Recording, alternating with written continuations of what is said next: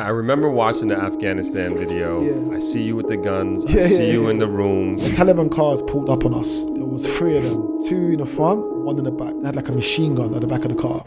So one of them saw they was filming, jumped out the car and he pulled back the magazine. Then he pointed a gun at my friend and his hand was just literally on the thing, just like this. The guy started shouting, uno gringo, like one foreigner, gringo, Benny, come. Then he pulls out a knife. When he done that, I just started to run. I just ran. I got stabbed 2 times. Got stabbed over here, got stabbed over here. 2 years later, someone tried to kill me. Again, they missed. So that's 3 days in a row. Same way how we're in Jamaica right now. Look, we're alive, we're not dead, we're chilling, we're having fun.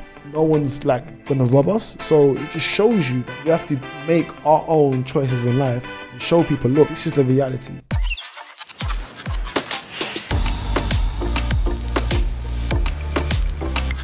Hello Throppers, and welcome back to another video podcast episode. And if this is your first time visiting, a special welcome to you. My name is Winthrop Wellington, and here on my channel, I help you move to and invest in Jamaica. And today we got a pretty awesome guest on deck, a fellow YouTuber, a fellow world traveler. I would say one of the most interesting people that you may ever meet in your life. I am a fan of his. I have actually known him, unbeknownst to him, for quite a few years and following his journey in traveling around the world, going to some very, very interesting places. And I'd like to welcome Black Man the Traveler to the channel. Welcome, man. Thank you for letting me come on your platform, first of all. I appreciate it. And yeah, I'm just happy and I'm excited to be here. Yeah, and so in preparation for this, like so many questions, so many different ways that we can take this conversation. But to start with, for those who don't know you or may not be familiar with the content and what you do, if you could just introduce yourself. So basically, guys, my real name is Amir, but my content creator name is Black Man the Traveler, and I specialize in raw, authentic traveling. And my aim is to just share my experiences as a black person, go into certain countries where they don't see black people, or go into countries that are labeled as dangerous, or just basically countries that an average tourist wouldn't go to. And my aim is to share my experiences through the content I put out on social media. Awesome. And that's what caught my attention, essentially what you just explained. Yeah. And I believe the first video I watched, this must have been 2021, I want to say. Yeah. It was you coming out the airport. I think it was it Iran? No, Pakistan. Sorry. Yes. Yeah. You coming out the airport and like everybody's just looking at you. I mean, you're a tall dude, black man in this Middle Eastern country with the braids, and you stick out like a sore thumb. And then instead of you just kind of walking by, just talking to your camera and minding your own business, you decided to engage. Yes. And I felt like you, and I don't know, I'm not going to speak for you, but like I felt like you were representing us. Thank you. You know, automatically. And these people, I don't know, maybe they've never seen a black person before. Yeah, they've never. I was going to say, it looked like and seemed like it. Yeah. And then you open up, you engage, you have a conversation, and I'm like, what is this guy doing there? and then like I start watching other stuff, and I'm just like, wow, this is like incredible to me that you're doing this. And you're, like I said, like you're in a way representing us to people who have never seen us, never touched us or anything like that. And I think you're a good ambassador in that sense. So what inspired you to even do this and go on this journey that you're on? I'll be honest with you. So I'm born and raised in the UK, but originally from East Africa. So when I was young, my mum always used to send me back home so I can understand my roots a bit more. And then when I went back home, I saw certain things that I wasn't used to because I'm born and raised in the UK, where it's a Western society type of living. So as I'm going back home, I'm starting to understand my language a bit more. I'm starting to understand the culture a bit more, trying more of the African food. And then years go by, born and raised in the UK. I come from a deprived neighborhood. A neighborhood that's supposedly dangerous to certain people. So I come from a multicultural community where there's blacks, there's Asians, there's whites, but we all get along because we all come from, let's just say, broken homes or low income families. So I used to hang around with the wrong people in my area when I was a teenager. And then let's just say in 2012, actually, during the Olympics, I skipped death numerous amount of times. So I got stabbed 2 times, got stabbed over here, got stabbed over here. Oh, shoot. Yeah. And then 2 years later, I think it was 2014, someone tried to kill me again. So I escaped death 3 days in a row. So let's say today's Monday, right? Yeah, today's Monday. So let's say today someone tried to shoot me, they missed. Tuesday, someone tried to shoot me, they missed. 2 days in a row, same street. The third day was in the same area, but it was in a park. Someone tried to shoot me, they missed. So that's 3 days in a row. And I'm thinking, oh, I've got 9 lives, so I must be a cat. Because I don't know how I'm escaping all these things. But obviously, when you're young, you're naive, you're gullible, you hang around with the wrong people, you start to get influenced by the wrong people. But obviously, at the same time, I didn't have my father in my life. So that taught me to a certain route in my life. I mean, my mum was always there. She always educated me, she comforted me, but at the same time, my mum can't play both roles. She can't play mum and dad at the same time. So I chose to hang around with the people in my area. And the repercussion was me almost getting killed by other gang members from a different neighborhood. And then, so 2014, I met she was my girlfriend at that time, my wife now. I met her in Miami. I went to Miami when I was 21. First ever big holiday outside of Africa, because my mom kept sending me to Africa. So I went to Miami, I was 21, I went with a female that was my cousin. And I'm just seeing how people are living, like the American dream, Miami, South Beach, Ocean Drive, where Scarface was built, the Latinos, the Jamaicans, the culture. I'm thinking, I'm really out here in America. Like, mum, I don't know, I'm gassed, I made it. But at the same time, I'm learning, I'm seeing people different. I really start to touch the Latin American communities. I start to see more Latin Americans in Miami because it's my first ever time going there. So I'm starting to understand different languages, different cultures. Come back to the UK, because I only went there for 2 weeks for holiday. Come back to the UK, and then I was still having problems in my area. It was, let's just say I wasn't the cause of the problem, but because I lived in that area, the problem came towards me and the people that I was associated with. So I said to myself, I need to change my life. So I worked as a 9 to 5. I worked as a waiter. I didn't do well academically in school, I'll be honest with you. I didn't get all the academically grades as what normal people should get in school, education system. So my self-esteem was a bit low. I got into drama school at the age of 18. Started performing arts because I'd done well in high school. So drama was a way for me to express my emotions, to express my anger through what I was going through in my area and for what I was seeing. So I was doing drama, but then I thought to myself, I need to leave London. I need to find myself but recharge at the same time. So me and my partner was actually a long distance relationship. So she would come to London. I would go to Miami. That's why I met her. And then sometimes I go to Argentina, where she's from. So it was a lot of traveling, but at the same time, I wasn't filming for YouTube. Then one time I left the waiting job, then I started washing plates as a kitchen porter, a dishwasher. And then my head chef was a British guy, and he's like, look, you should go to Australia.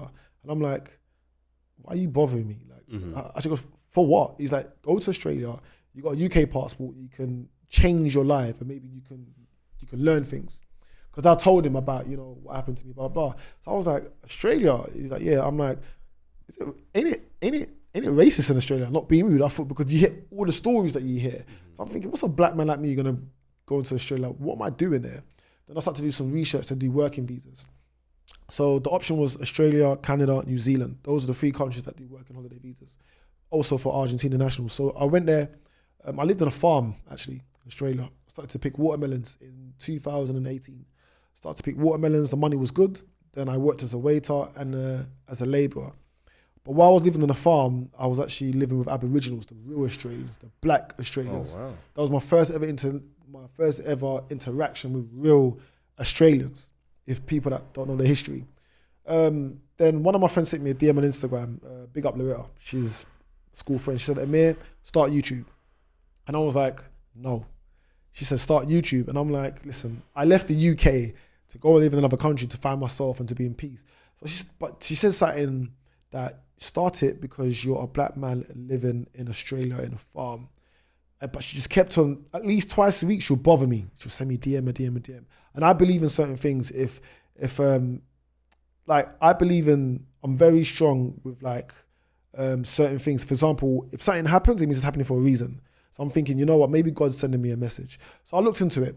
One day I was bored. I typed travel vloggers. It was just Western people from France, Germany, UK, whatever. Then I typed black travel vloggers, black travel content creators.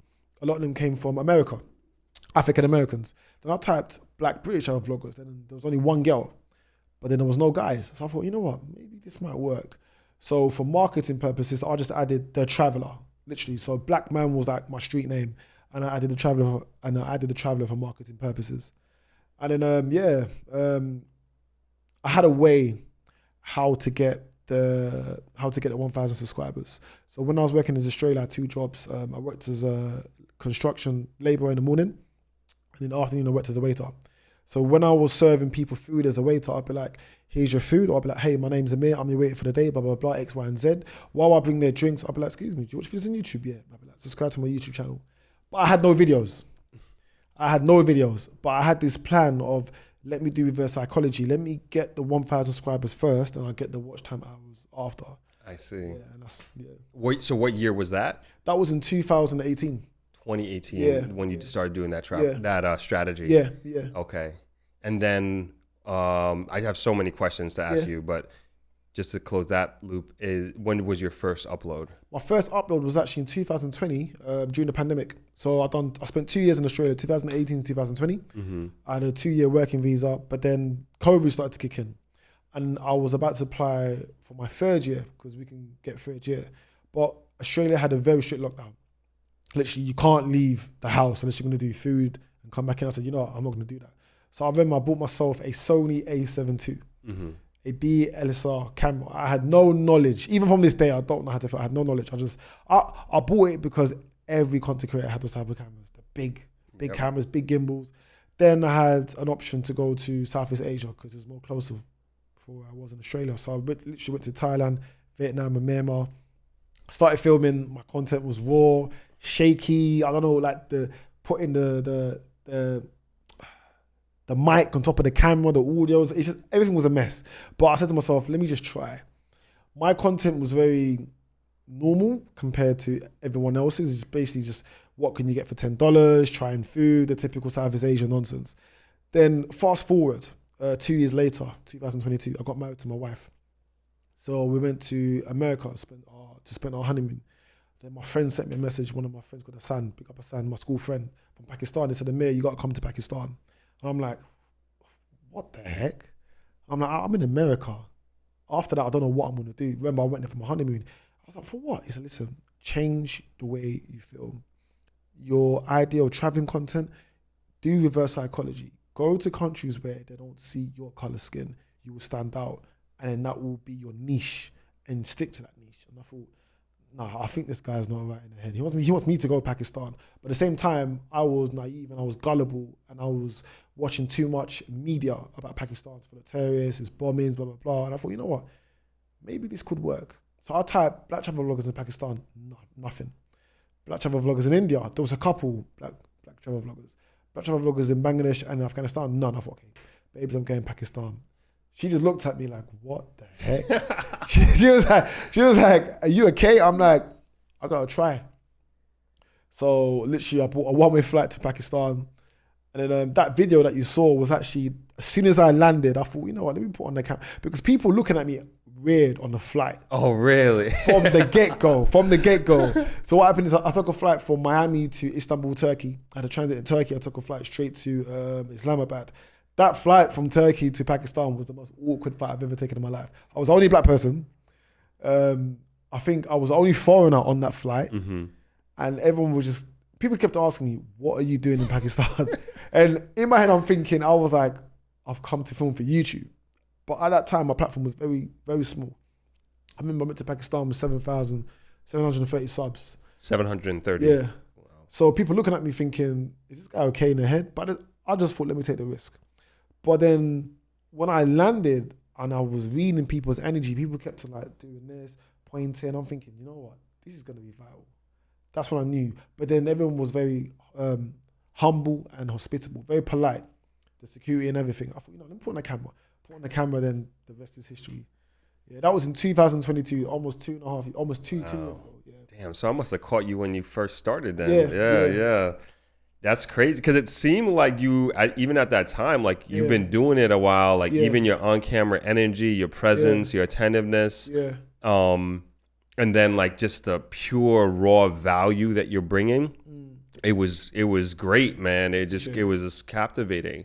But I mean, what a freaking journey, going from gang member, almost dying 3 times, skipping death 3 times, to now like traveling the world for a living and being married, having a beautiful wife, beautiful daughter. And that's crazy. I mean, nobody could plan something like that, right? You know what? To be honest with you, like, it has not been easy. It's been hard. I can imagine. So I'm going to be honest. So when I got viral, well, when my platform was picking up in 2022, so during 2020, that's when I was starting filming, and COVID came in. So I was trying. Remember, so for the first 2 years, I made no money. I think my first viral video was when I went to Turkey. First time being in Turkey as a black man. It got 80,000 views. I was happy.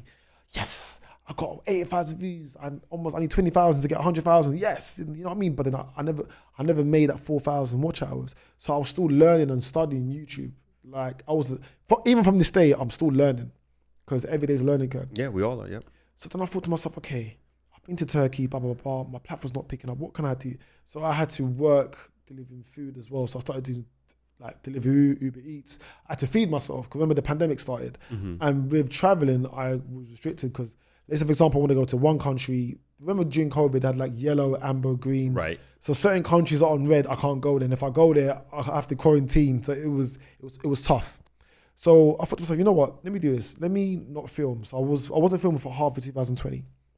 First, in the beginning, I was filming. Then when COVID really kicked in, I didn't film. I stayed in the UK for almost half a year. I worked doing delivery, everything, kitchen porting, chefing, whatever I can do just to keep myself going. And you're still long distance relationship at this Still time? long distance, yeah. So my partner's stuck in Argentina, and they had the longest lockdown at that period of time. So she couldn't come here because their cases were high. But then when I tried to go back over there, the UK government wouldn't let me go there because it was just complicated, basically. So when I was delivering food, I thought, you know what? Let me make business cards. Every time I delivered food, I'd be like, same strategy that I had in Australia. George, if it's on YouTube, you know what? Enjoy your food. But while you eat your food, you can just check out my content if you're interested. I love that. Some people weren't interested, but some people were like, you know what? I'll check it out.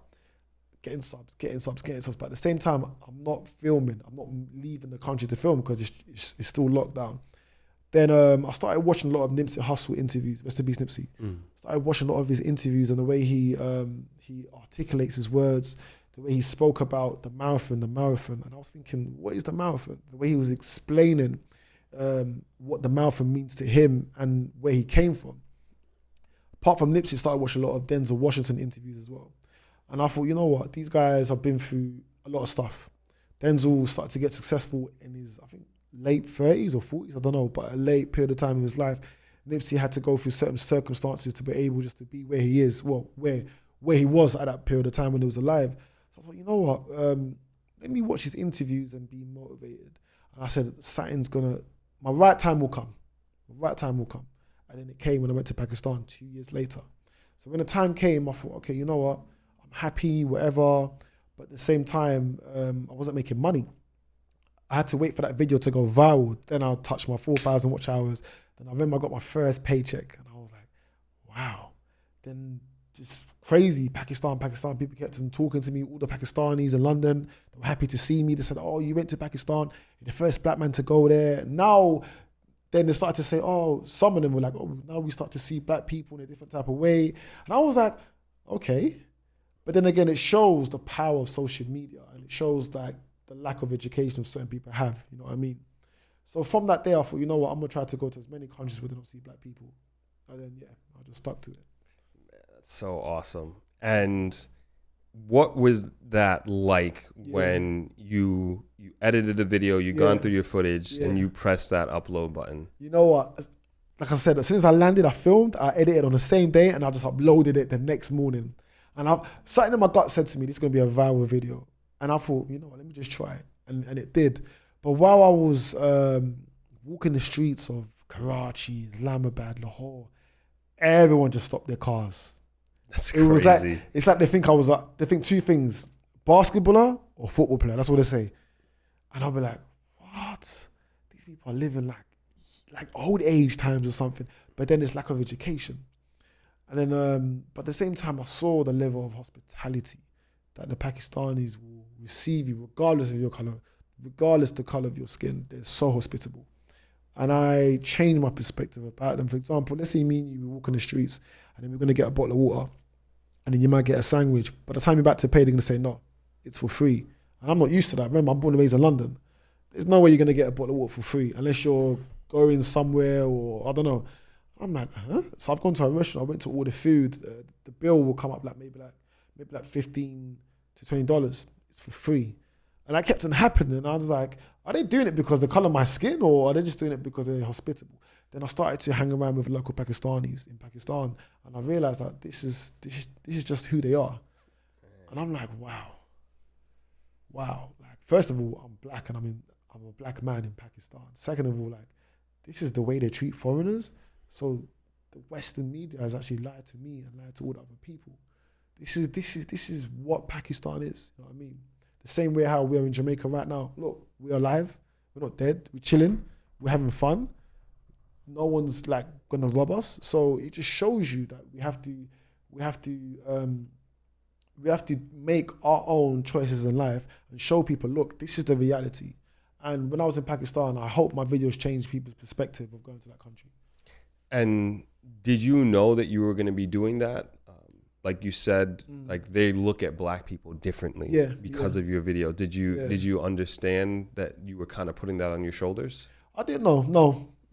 But as more the videos come out, I start to realize that, you know what, maybe this is going to inspire a lot of brothers and sisters within our community, and it did, because after I went there, a lot of black content creators went there and they received the same level of hospitality, and I'm like, wow, like we can do it. At the same time, when I went to Pakistan, I said to myself, why don't more black people go to these type of countries? What are we scared of? Or why don't we just go to countries where they don't see people like us? Like, why are we comfortable? Why do we keep going to maybe the USA, the Dubai, I don't know, maybe the Sri Lanka, the Thailand? Those countries are already saturated. Half of these countries that have been affected with war or dictatorship or whatever, most of the people tend to be more hospitable. And those peoples are more likely to be more polite. They're more likely to at least to be more sociable compared to certain Western countries where, oh, he's a foreigner, yeah, we've seen him before, like we've seen her before. So my aim now is to really push black people to travel around the world and to come out of your comfort zone while you travel. And I mean, I think you're just doing that very naturally without even trying. And I think there is a shock value to it, even from a viewer's perspective. Like, you're where, doing what, with who? You know what I'm saying? I'm like, yo, this is crazy. Like, this brother is out of his mind. But then you watch it, right? And then it challenges my ignorance, and it challenges how I look at a particular country or a city and what was fed to me and my mind. And I'm like, yo, this brother is doing it. He's living it. He's showing us that people are people at the end of the day. People are people. And then sometimes, like, even you just telling us a story about just don't worry about this water, don't worry about this meal. There's just a different level of hospitality, of kindness and welcoming all around the world that you won't necessarily, as an American, somebody who grew up and born in New York, you're right, like, that ain't gonna happen. No. And if it does, it might be either a friend or a family member. Right. It's the only way that will happen. Right. So it's just so great what you're doing. I'm gonna stop praising you. I feel like I'm just keep doing that every time. But with that, what was, you come back from Pakistan, what was the next country that you were thinking and you were like, I gotta go here and this is the next India. one? India. I thought, let me go India because I've done Pakistan, and I thought, let me go India because everyone goes to India. And with India, like I said, I grew up in a multicultural area in London. So I thought, let me go India. So I went to Mumbai and I went to Delhi and Varanasi, and the hospitality is very different in India. I'll be straightforward. Pakistan was more hospitable. India's more like, okay, they're hospitable, but you're kind of an ATM. Pay for this, pay for that, pay for this. Okay, which I understand, but it's like they just say money rules in India. Really? Yeah. Okay, I've never been. Okay. Money rules in Pakistan, but Pakistan has a level of respect and hospitality towards foreigners. I'm not saying all Indians are like that, but just from my experience being there. And in India, there is a lot of there's classism in India. You can see it and you can tell, which I find a bit sad. The darker skin you are, they see you lower in India. The whiter you are, the more privileged they see you as. And they got that from the colonists, from the British. So I went to India. I went there with the same mindset. The video was done okay, but my experience was okay. But if anyone was to ask me, which country do you prefer? I prefer Pakistan, only because the people. It's not about, you're gonna get a bottle of water for free or you're gonna get food for free. No, it's about the hospitality and the natural beauty that Pakistan has. The northern part of Pakistan, you'd think you're in Canada, or you'd think that you're in Switzerland or the south of Argentina. It's amazing. White mountains, snow, rivers, lakes, you name it, green. And I was just like, yeah, Pakistan. So after that, I went to India, and then the channel was growing organically. But at the same time, a lot of people don't know that is when I was doing all of that, it was 2022, I just got married. And then it was long distance. So I was trying to find a way where we can live together. My wife didn't want to go to the UK because she hates cold. Remember, she's Latino. She's like, sun. I didn't want to go to Argentina because I'm too far away from my family in the UK. So I was still working as a kitchen porter and as a chef. I was doing 2 jobs, 1 company. And I thought to myself, you know what? Let me take 1 week off. So then I went to Romania, filmed. So what I was doing, I was taking like 3 days off, a week off. I was going to countries that were closer, Romania, Estonia, film, Spain, film. Then I thought to myself, you know what? I might have to go to another country to go viral again. So I saw Afghanistan. And I thought, this is going to be crazy, but it will be dangerous. And then my Afghanistani brothers in London, they said to me, Amir, if you go to Afghanistan, do you know what you're getting yourself into? And I'm like, yeah, I know, the Taliban are there, but how are they going to treat me? Everyone said to me is, take off your piercing. That's the first thing. And I was like, I'm not going to do that because I want to be myself. But I will cover my legs because obviously it's an Islamic strict country. Yeah. So as soon as literally I thought, you know what, I'm going to Afghanistan. And then my partner she was like heavily pregnant. So this is like the end of 2022 coming towards, this is towards 2023. I apologize. So I thought, you know what, I'm going Afghanistan. My wife looked at me and said, you're crazy. You've already been in Pakistan, you survived, but you're going to Afghanistan. I'm like, yeah, babes, I think this might be the one to let me quit my job and do this full time. And I thought, there's the sight in that, in my heart, I said, this is going to be the country. So I thought, same thing, jumped on a flight, landed. I was scared. As soon as I got to Kabul, I'm just seeing Taliban with AK-47s, M16s. I saw this video, but I was like, yo, this is wild. Wild. But yeah, keep going. And I'm like, right, it's going to either turn left or it's going to turn right. The only way that it will turn right if that I survive this day. And the only way it will turn left as if I'll probably get arrested. Because there was another black person on that flight, but he worked for the UN. So I was like, okay, he's not doing what I'm doing. And they treated him different because obviously you have to wear I don't know, you put something around your neck and then you go through it or whatever. So when I landed, the Taliban were just confused. They just stared at me, they're holding their guns, they're like doing this, they're pointing. One of them even touched my hair, then he jumped when he touched my hair and I'm like, all right, cool, this is gonna go viral. And then I said, Assalamu alaikum, they were like, where are you from? I'm like, London, but originally Africa. They were just confused. Then what I done, I put out my phone, I said, internet. And this is in the airport, but I wasn't filming this because you can't film in the airport. And then I connected to Wi-Fi or someone hotspot me, I can't remember. Then I just showed them my YouTube channel. I said, I've come here to do this, to make sure that I'm not going to get myself in trouble because I was scared. And they were like, oh, okay, Pakistan, okay. Then they called someone spoke English fluently. I explained to them I've come here to film. My tour guide was waiting for me outside, And then, The rest is history. Afghanistan, when I went there, I was looking for a country that's going to get me out of my 9-to-5 job. And then literally I thought, you know what, let me go there. I went there and then it paid off. I remember it was 2023, last year, 2023. And when I went there, when it went viral, that's when I quit my 9-to-5. I decided to do it full time. That's crazy. One video, one trip. One trip. That's crazy. And what did that look like numbers wise? Numbers wise, it was good. Okay, like money wise, paycheck, it was good. Okay. More than what I was earning in the UK, and views was good. It was so good. I even got an interview in the BBC in the UK. What? Yeah, on BBC on BBC Asia Network. I went there. I was just like, what the heck? Man, I come from the ghetto in London. I'm going there. I'm just like, I'm putting on my best clothes. I'm telling my mum. My mum's just proud of me because, like I said, I don't have that type of education. You know? I didn't do well academically, and I never gave my mum problems when I was young. Even though I was hanging around with the wrong people, but I never gave her problems. I never brought the police to the house.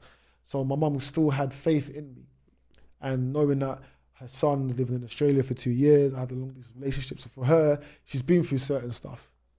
But yeah, man, Afghanistan, it paid off. Then when I had the interview with BBC Asian Network, that's when I realized, you know what, this is gonna go far. It's gonna go far. But it wasn't easy. I'm straightforward. It wasn't easy, but it was hard. There were some months that were good, some months that were bad. Some videos done well, some videos didn't do well. And obviously, you get a lot of people online saying certain stuff that you're doing this because of this, or you're this, you're that. At the end of the day, it's part of the journey. Yeah, I remember watching the Afghanistan video. Yeah. I see you with the guns. I see you in the room. Yeah. And I was scared, bro. I was like, that day I didn't know. I didn't know if I was gonna be alive. That day I was scared. Yeah. Yo, I'm like, yo, what are you doing, bro? Sometimes the camera saves you from. I put on record and I just film. Sometimes the camera might save you. So that day when you saw, I think that's the day when you saw me when I walked in the room and then it was like guns hanging. Yep. So I was in a road trip with my tour guide, and we were trying to go to the north towards the mountains, and then it was snowing. So he's like, "Do you still want to go?" I said, "Listen, let's just go." So it was the next day. So we're going up, and then we got stopped by a Taliban checkpoint. So Taliban are controlling the country, whatever. They're just stopping random cars, and then they stopped our car. But when they stopped our car, I sat in the front in the passenger seat. So there's three of us. I've got two tour guides, one in the back, one driving. I'm just in the passenger seat. So they stopped the car, and he's waving his gun, whatever, and then he's pulled down the window. And then I've just sticked up my head, and I'm like, "Assalamu alaikum," and he's just like. So then what he's done, so then he just turned his head, and then he's walked off. Then he's come back, and he's like, he's pulled back his gun, and he's like, country, and I'm like, England, and he was just confused. So he's on the phone. Listen, there's a black guy over here. What do I do? But my tour guide's telling me like everything. So he's translating. He's like, and I was like, what do I do? He's like, just film. He's like, put your camera and film. I'm like, I'm here. Film. I was like, okay. Put on the camera. Then they said, come, and then invited us to tea. That's when we just walked in. That's when we went in, and then it was crazy, man. I was scared. I didn't know what was gonna happen. But they're very hospitable towards foreigners. Yeah. I wouldn't do that again though. Go to a random person's like place and get tea with a Taliban. No, I wouldn't do that again. When I saw that, I was like, this is crazy. Yeah. And I was like, what is this gonna mean? Because I'm like in this, and when I'm watching your videos, especially like I'm putting myself in that situation, right? Like, what would I do? How would I react? What would you have done if you was in that situation? I mean, one, I'm just like, how do you have the presence of mind to film, you know, and then seemingly be yourself? I didn't really notice any difference in your behavior or how you were interacting.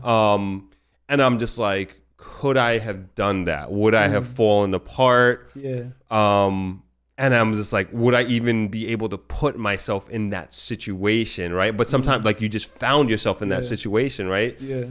And so I was just like, my mind I was just blown away.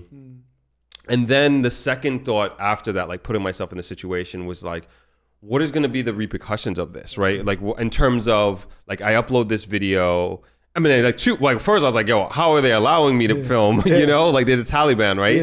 And then two is just like, when I upload this thing, like what is my government going to think of this? And like, you know, I was actually thinking like that as well. Yeah. I was scared.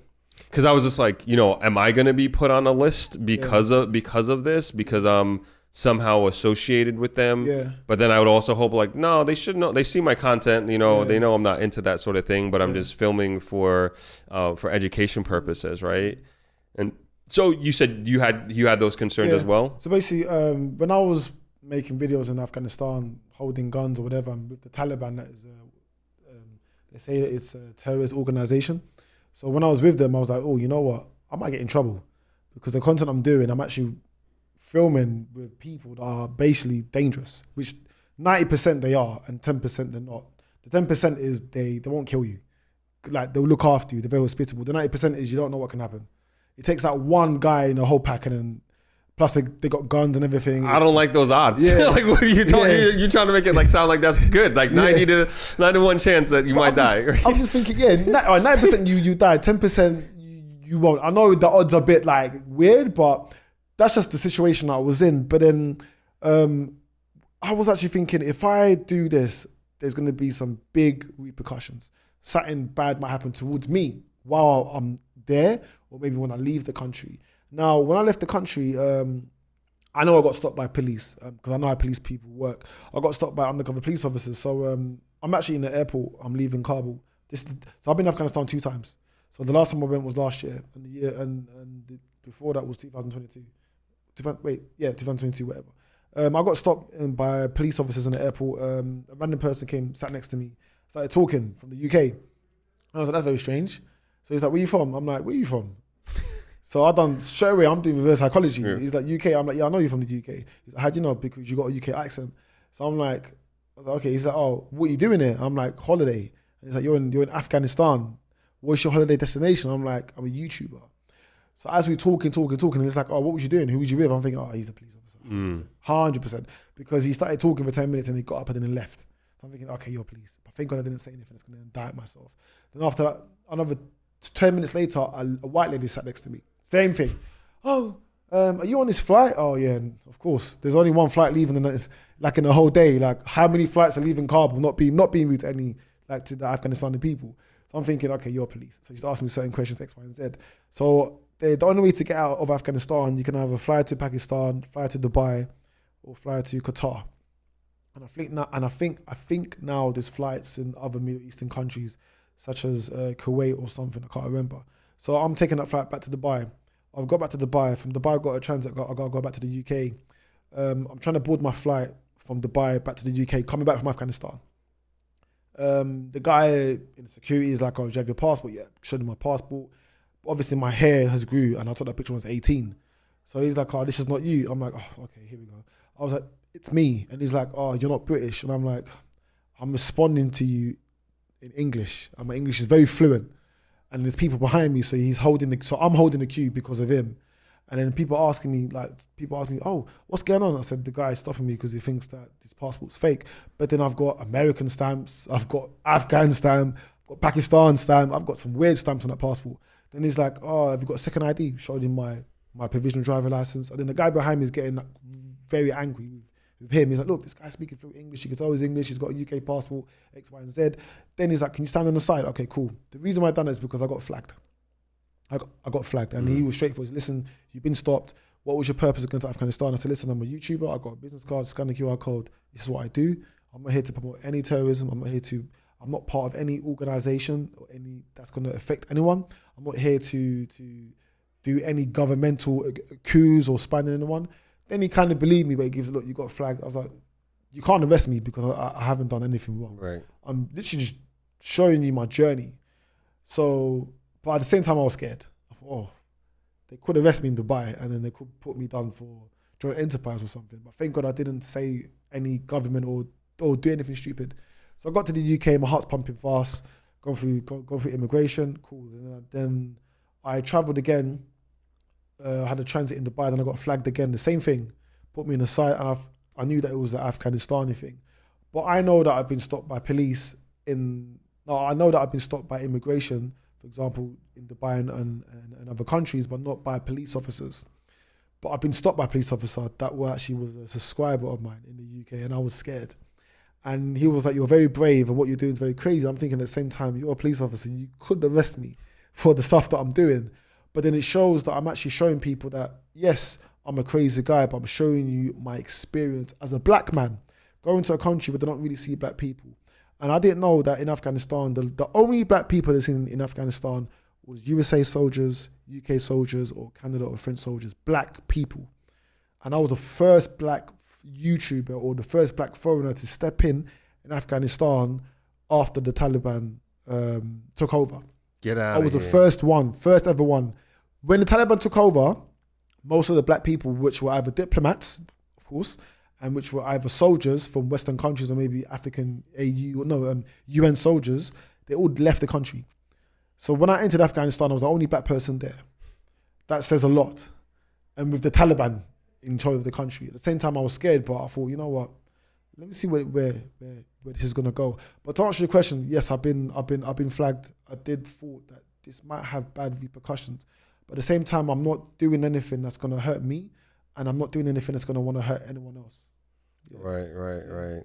Yeah, I can imagine, man. Yeah. And you know that in itself is like it's a huge sacrifice. Very big sacrifice, because you don't know what can happen. Yeah, very big sacrifice. Yeah. And then I know you said your wife gave some pushback. Yeah. I don't know if you're brushing that over or it couldn't have been. Yeah. And that conversation had to be crazy. Yeah, it was very crazy. She's like, "What are you doing?" Yeah. She said, "You don't have to." She said, "Why don't you go Thailand or Vietnam or Laos, like the tourist?" I was like, "No, I want to go to these countries. I want to be the first black person to go there, and I want to show that black people can go to these countries, or I want to show that we can do it. We can do it in my community. If not just my community, us as humans, we can go to countries that people think that they're dangerous and change the narrative just by documenting it. I'm not saying film everything. I don't do that. Film what you want people to see and film something that someone can either relate to. Because I'm pretty sure you as a black man, you've been to a country where you've been stopped at immigration or you've been looked at in a certain manner because of the color of your skin or maybe like the way you dress. And maybe you thought, oh, wow, like, why did they treat me in this type of way? And then, so let's say, for example, now you film it, there's millions of black people that can understand your pain, that can understand your point of view, guys or girls. Vice versa, if you was a white person or if you was Asian, there's millions of Asians or white people that can understand your point of pain. So when I'm filming and I'm hitchhiking, I might do some crazy stuff. I'm hitchhiking, I'm going to random villages, I'm going to maybe a wedding, like what I've done in Afghanistan. I'm trying different food. I'm sharing my experience. But while I'm sharing my experience, there's many other foreigners that probably been through that experience. I'm just showing you guys, look, this is how I'm living. You can either join me in this journey or it's up to you. But I want to show you that you could either travel like this. You can live like this. You don't have to always go to another country and stay in a resort. And then whilst you stay in a resort, you're missing out everything what's outside. You're missing the movement. You're missing the culture. You're missing the food. You're missing the people. You know, so I'm saying to people I'm not saying don't stay in resorts. I'm not saying that. I'm not saying don't stay in 5-star hotels. I'm not saying don't stay maybe like in hostels or you know what I mean. But what I'm trying to say is like when you travel, connect, and when you travel, is just live the moment. Live as a local. Don't take Uber. Take a public bus. If you don't want to take a private taxi, take a train. Or just walk in the street, talk to the street vendor. How's your day been? What do you do for a living? How did you end up here? You know what I mean? Just communicate and just live. So my aim with my content is to show people that, first of all, I want to empower black people to travel around the world. I want to say to people that we can make it out. We can go to countries. It's not always about, for example, it's not always about that black people can't travel. We can travel. We have the money. But the problem is we don't have the confidence to come out of our comfort zone, that's just my opinion. It might be wrong. And second of all, I want to inspire people in general to say, listen, we can go to countries where we are scared to go. So yeah. Oh, you're definitely doing that in a big way, man. Yeah. What do you think the impact that you've made on the Taliban themselves after going there, having tea with them, and then creating content and putting it out to the world? Yeah. How do you think they look at you? How do you think they look at us? It's so crazy because when I went in the second time last year, a lot of them, they recognized me. They were even taking pictures. They were even saying, come to my house. We'll give you tea, we'll give you food. I'm thinking, oh, this is the Taliban? I'm thinking, what the heck? But I'll be straight honest with you. First time I went, I was scared. Like, the Taliban's in control of the country. So there is not one embassy in that country. There's not one phone. Actually, there was only one. There was two. There was Dubai. There was three: Dubai, Qatar, and Pakistan. And those countries, the UK don't have good relationship with. Well, apart from Qatar and Dubai, but Pakistan, we don't have a good relationship because maybe the past. But you know what? If I get in trouble or if I need help, I'm gonna have to call a foreign country's embassy. But are they gonna help me? So when I went there, I thought I was curious and I was scared. But once I put that video, it kind of changed the image of the Taliban because people started to see them in a different way. But I don't get involved in politics. Never will. I don't believe in politics, first of all, and I don't want to mix up in that crowd. But from what I can say with the Taliban, from my experience, I would say most of them are humble. A lot of them don't want to fight. That's just like from my experience. A lot of them are very young, and some of them are very old. So the ones that are a bit radicalized and a bit crazy, they come from like villages and mountains, and they've been fighting for years and years. Don't forget, Afghanistan as a country has been affected by war for more than 40 years. They had war with the Soviets. They had war with Pakistan, with the USA, with Germany. So they've been war after war after war, and it's really affected people psychologically. So a lot of them are just like, they just want peace, which I understand, but at the same time, peace comes with a price. And I'm not going to say that they are cool people. They're just interesting characters. Mm-hmm. That's the best way to describe the Taliban. They're interesting, but they won't harm you unless you're going to bring harm towards them. That's just judging from my experience. Mm-hmm. But Afghanistan has a very strict law. You can't wear shorts, which I understand. Like I said, it's a strict Islamic country, and you can't film females. Now, the second time I went there with a famous British YouTuber called Harry Jarg, a white guy, very cool, very laid back. And then I went with a Bengali guy, he's an up-and-coming YouTuber. And he said to me, listen, I want to come to Afghanistan, I want to boost my YouTube channel. I was like, you know what, are you sure? He's like, yeah, you can join me, but you're going to meet the Taliban. He's like, yeah, I want to see that. Okay, cool, whatever. I remember this was last year, October, the second time I went to Afghanistan. So as soon as we landed on the first night, we met Harry, whatever, we went to get food, we're filming. And I said to him, don't film females. He says, why? I'm like, because it's a strict Islamic country. Please don't film females. We're going to get in trouble. He's like, nah, the Taliban are not going to see it. I'm like, sometimes you can't tell who's Taliban. Just because Taliban is a word, you can't tell who's Taliban. They dress it anyway, anyhow. So he's walking and he's just, a Taliban car has pulled up on us. There was 3 of them, 2 in the front, 1 in the back. And they had like a machine gun at the back of the car. And it was full of females. So I've told them, and something dodgy is happening here. Ain't this an Islamic country? Why are they females? But then a lot of them were homeless people. So what they do, they take them from the streets and then they put them in a particular part of the city so that the city doesn't look bad, blah, blah, blah. So one of them stopped me, the driver stopped me because he realized who I was from the first time I came. So he's seen my videos. I was like, oh, okay. So I was like, hey, whatever, boom, boom. Then my friend's actually filming the thing.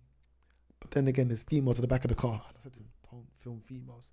So one of them saw there was filming. He jumped out the car and he pulled back the magazine. And I was like, then he pointed a gun at my friend. Oh my gosh. And his hand was just literally on the thing, just like this. He's like shouting. And I'm like, oh, please, God, please, God, please, God, please. So I'm just praying at the same time. Please, don't shoot him. So I'm looking at my friend. My friend just froze like this. He's got his camera, just froze. Harry, the right British travel vlogger, he's put his GoPro back right in his pocket. He's scared. He's shitless. So I've gone towards the car and I'm like, please, I'm sorry. Like, he didn't know. No, this is bad. You, Amir, you very good, but him very bad. I'm like, please. Just don't shoot him. Okay, you can beat him, but just don't shoot him. You know what I mean? Just, yeah. I'd rather like give him a beating, just don't shoot him. Please. Yeah. So literally, tears are going to come out my eyes. I'm like, please, I'm sorry. So my tour guides come over there. My tour guides start trying to speak to them. A good 10 minutes, things calmed down. Then other people came, Taliban, and then more of them came. So I was like, oh, okay, it's going to get tense now because you don't know what can happen. Like we're foreigners, you know what I I mean, it's Taliban, and he filmed females, which is classified as haram in Islam. You can't film a female without consent. So, but he's Muslim himself, so he knows this. That's what even makes it more worse. Yeah. And I'm like, so then after 15, 20 minutes, everyone's calmed down. They've apologized, and then they made him delete the footage. They actually said, give me your camera. And he went through his camera and they said, this delete. And he deleted it right in front of them. I said, he tried to be cheeky. He didn't want to delete it. And I said, bro, if they take your GoPro, and by the way, you're in their country, they can say, listen, we go to your hotel, bring the wire, and they can just watch all your content. Imagine if you're talking bad about them. And some of them are intellectual. People don't understand this. Some of these Taliban members have actually come back from Western countries to go back to join the Taliban to make the country good. So a lot of them are actually educated, very educated. People don't understand that. So he deleted the content, and then yeah, things started to calm down. That's one of my worst experiences, or near-death experiences while traveling. Yeah. And I was praying to God that no one shoots him. Jeez, man. Yeah. I was like, you're going to tell me a good story about bringing those guys with you. I was like, hey, maybe I'll go with you next time. Come with me, just don't film any females. Just don't film any females. Oh, forget it, man. Forget it. That is close as I want to get with that. That's crazy, man. Crazy. I'm glad you guys got out of there unharmed, unscathed. Jeez, bro. And it's like, people don't listen, man. People don't listen. You always get that one person. That one person, right? But don't worry, he learned his lesson. I'm sure he did. I'm sure he did. Man, good stuff, man. But that's good now, like that you're recognized, right? You know, when you go back. And had there been any, to your knowledge, has there been any other black YouTubers that have gone to Afghanistan? No. Okay. No. Pakistan, yes. No, Afghanistan. Afghanistan, no. But Pakistan, yes. No. Okay. Not that I know of. And Okay. I tried to watch most of the big black YouTubers, but no, none. So I was going to ask, like, with that, I think you're inspired, without a doubt, without question, you're inspiring people to travel. You're inspiring black people to travel around the world. Do you think that you could be inspiring somebody to do something dangerous or go somewhere dangerous? Yes, I could. That's why now I'm very careful of the way I film. And in terms of what content am I making, and that it doesn't inspire someone to do something silly. Because when I was, for example, I went to Bangladesh last year and I sat on top of a train, a moving train that was moving so fast. And I'm not being rude, I was very stupid because I watched Bold and Bankrupt done it in the same country. I thought, oh, let me do it. Let the black man do it. I wouldn't recommend anyone to do it. I almost died. The train was moving fast. I was just sitting on something, holding on, and I was moving from side to side. And my tour guide, basically, he does the same thing. It's called train surfing. You sit on top of a moving train that's going so fast. So when I had that experience, I said, you know what, I'm not going to make dangerous, silly content. Because to be honest with you, we are influencers, so we influence people regardless. Whatever you're doing, if you've got a big platform or if people watch you in general, you're an influencer, so you're influencing anyone. And my aim is not to influence people to do stupid stuff. I don't want to be responsible for someone dying or for someone going to a country thinking that, oh yeah, if black man went there, I can go there. No, you need to be street smart in certain things. So yes, I do think sometimes before I make content. Yeah, I have to, because I don't want any bad karma. Right. Yeah. And I think like it's important that, you know, people who are inspired by the type of content you create, like you have a level of self-awareness that I don't think a lot of people have, right? Like you understand how the world views you and sees you. And I feel like you're kind of almost doing judo, like you're kind of using that against the world and against people. And you do a great job of just almost like just very quickly de-escalating a situation. I have to. But that comes from growing up in a I wouldn't say ghetto. I would say that comes from growing up in a deprived neighborhood, in a multicultural deprived neighborhood, and having that street smart mentality, and I bring that towards when I travel, because there's been many situations where things could have turned left. I went to favela in Brazil. I almost got killed. I almost got killed in the Bahamas. I got chased with a machete, but that was way before I started YouTube. Like I traveled just here and there just to see what it was. But I tried to bring that street mentality and that street experiences towards my traveling. For example, with the Taliban, when they had their guns, I had to make sure that I greeted them in Islam. I said, "Salam, peace be upon you," to show the level of respect. That's the first thing I do. I try to show people a level of respect. So if the situation, you can tell that, oh, you know what, this is gonna turn left very fast. Try to be on the same level as them, even if they're hot-headed. If they're hot-headed and if they're angry, just try to be calm the situation, and then just try to switch it quickly. So that's what I'm very good at. In most of the situations that I'm in that are dangerous, I try to be on the same level as them. I try to learn the basic words, because I think it's very important. Any country that you go to, not everyone speaks English. People don't understand this. Or not a lot of people speak French or Spanish or Mandarin Chinese, like the biggest languages in the world. Try to learn the basic words. Once you do that, if you know, like, hey, how are you? What's your name? Excuse me, no. Think about, wow, this person's actually trying. They've come to my country. They're speaking my language. Now I'm going to see them in a different manner. But if you're going to go to another country and you're going to speak English, you're kind of disrespecting them. Because imagine if they don't understand what you're saying and you expect them to say, excuse me, hello, you're thinking, but then that's a level of arrogance, you know what I mean? So I try to calm the situation down, try to know the basic words, just try to change the energy, the situation, and that's how I try to maneuver. Oh, that's awesome. And I'm sure, and I know people appreciate that in these different lands. It just shows that like you're trying, and you're, like you said, you're respecting them and their culture and everything about their country. Yeah. With that, I know we just, you just told me about almost getting killed in Brazil. Yeah. We talked about you being with the Taliban. Yeah. Is there any place, country, or city that you are afraid to go to? Oof. I'm actually going to go there next month. Oh, really? Haiti. Yeah, I'm scared. But I've got some connections over there. I've got the tour guide that got kidnapped, Sean. He's like the main tour guide in Haiti. He works for a NGO, and he got kidnapped, unfortunately, by one of the most powerful, dangerous gangs in the world. They released him, thank God, unharmed. But a fee had to be paid, but he didn't pay. The YouTuber that he was with, Arab, I don't know if you know him. He's a big American YouTuber, almost like 1 million subs, and they kidnapped him. But make the story short, they both free, they're alive. That's the most important thing. So they were unharmed, but they were kidnapped, but no harm came towards them physically. But it's just psychologically, it affected them. So Haiti is the country that I'm scared to go to, because I don't know if people say that what it really is. I've got boots on the ground right now as we speak, so I've got local content creators that I want to collab with. People that go to Haiti, I'm going to say something, but it's not. I'm not here to attack any other race.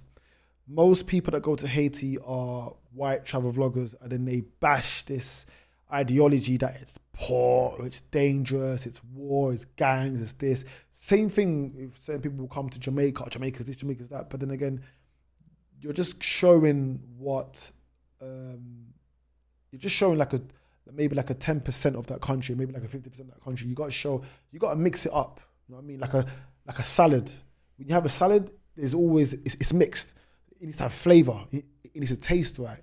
So most of these content creators, they go to certain countries and they'll just milk it. They'll milk the poverty, they'll milk the war, and they know that it will sell. Whatever content you make, it will sell. So unfortunately, it's sad. So I'm going to go to Haiti with the same mentality that I had with Pakistan, Afghanistan. I was in Somalia this year. I was in Syria and Iraq this year. So I'm going to go with that same mentality and say, you know what? I'm going to go to Haiti and I'm going to show the real Haiti. Regardless if it's dangerous, what people say is, but at the same time, I need to be careful, because obviously Haiti they don't have a government at the moment as we speak.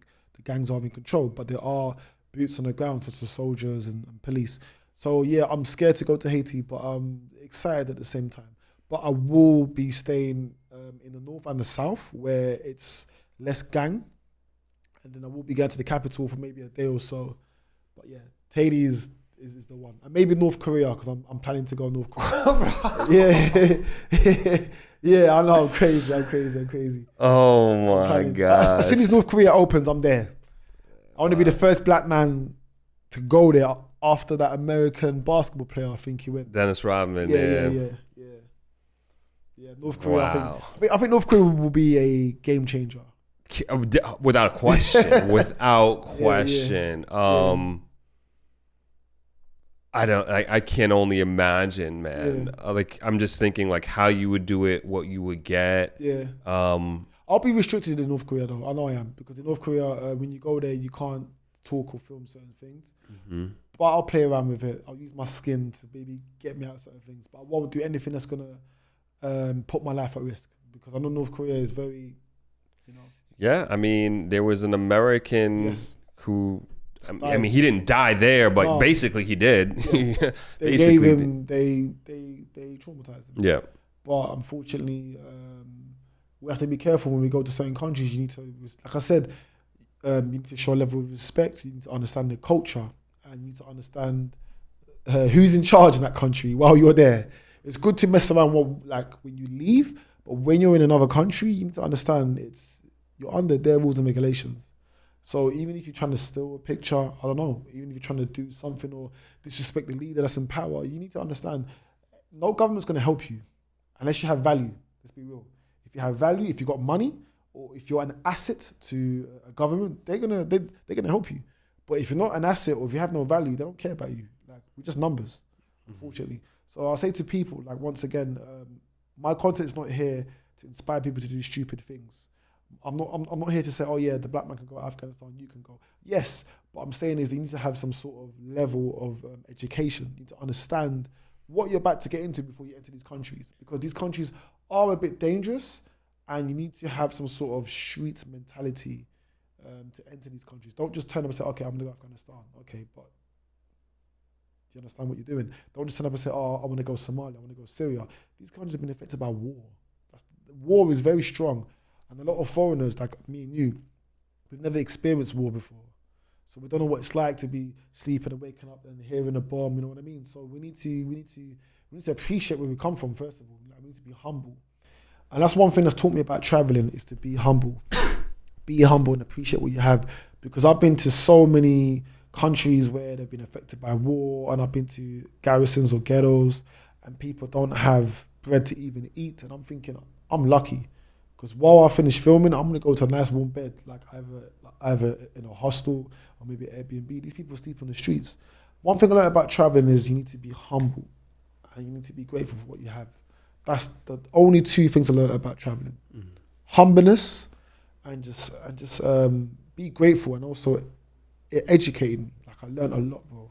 I learned so much. I can imagine, man. Just the different experiences, different people. Different circumstances that you put yourself into. Yes. I mean, you probably have a greater appreciation for life and the situation and your life in particular than most people. You know, than most people could ever, really.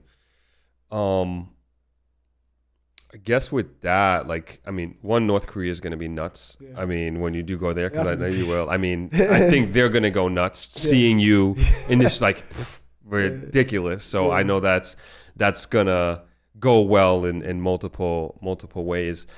With speaking about like garrisons, we're gonna get into Jamaica because I know you've been traveling around like the last few days. But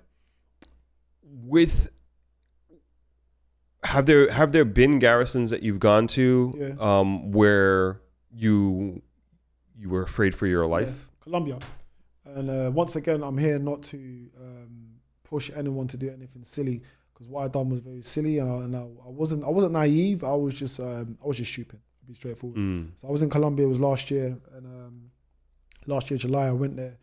I had to make some content in Colombia because I've never been, so I was excited to go. My wife gave me 2 weeks to leave. My daughter was like 4 months born. So I went there, and then I went to an area where foreigners are not meant to go. Oh, okay. Yeah, so I went to areas. Where foreigners are not meant to go, and it's one of the most dangerous areas in Colombia. Foreigners do not enter there. Even some locals, they avoid to go to this area. So I took an Uber. I said to the Uber driver, "Listen, I want to go to this area," and he just looked at me in a way thinking, are you crazy? Like, are you a madman? Foreigners don't go there. Even locals avoid this place. So this place is run by cartels in Colombia. And it's one of the most dangerous areas ever in Colombia. So literally, I go an Uber there, and then it's full of drug addicts.